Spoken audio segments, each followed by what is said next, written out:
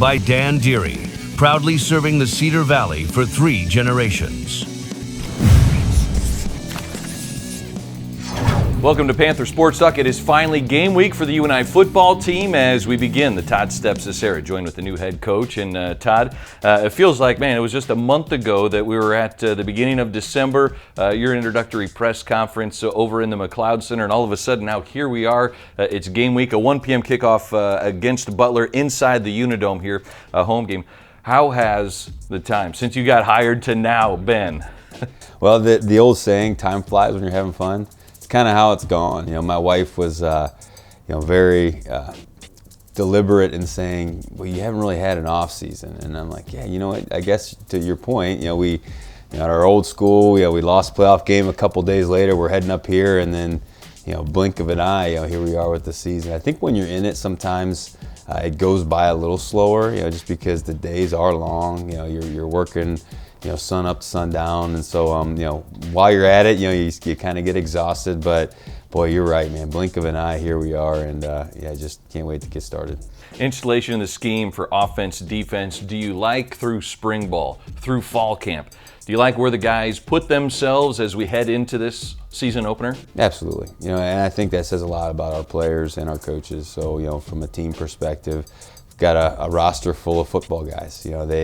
They want to learn, they want to study more, they want to meet with you more. They're up in our offices all the time, so tribute to them for being proactive and learning the new stuff. But then we've got a great group of teachers on our staff.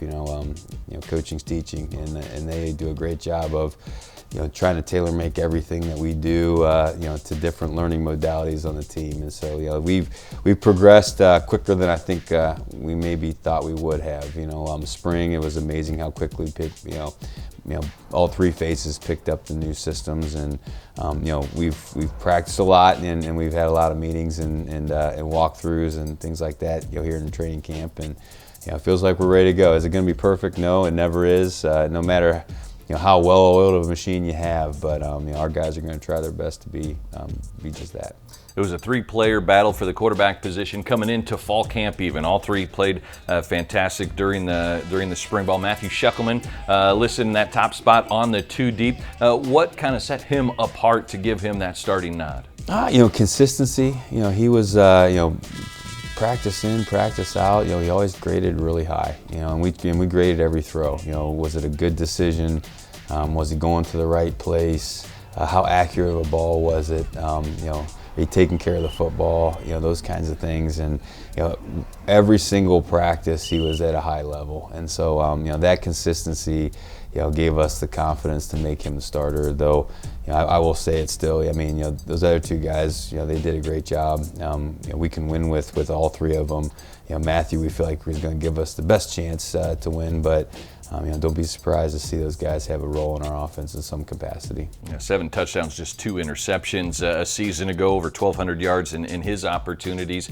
Wide receiver, running back coach, I feel like we have a lot of talent there. A few guys in that receiver room named to the preseason Valley Watches. What do you like that you've seen just out of the skill group as a whole? Just their effort. I think a lot of times you see the skill guys, sometimes you think prima donna, all they want to do is carry the ball, all they want to do is get the ball thrown to them. But they're each other's biggest fans. They're rooting for one another. They get excited when somebody makes a play. So it's a very selfless group. I think that's a lot to do with their position coaches too, and instilling that in them. But to be able to have a pair and a spare at those skill spots is critical.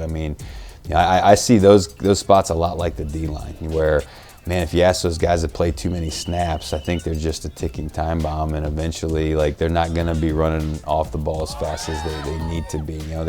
Whether they're blocking that guy or whether they're trying to run down the field, it should all look the same. And there's very few people genetically that can do that for 60 minutes. And so to be able to have a number of guys that we can count on, whether we're giving the ball to or we're throwing the ball to, is really comforting for us. And they've all made plays. And Coach, winning the line of scrimmage I know is always important. Captain Derek Anderson at tight end. And then of the offensive line, 3 seniors that come back and have a bit of experience.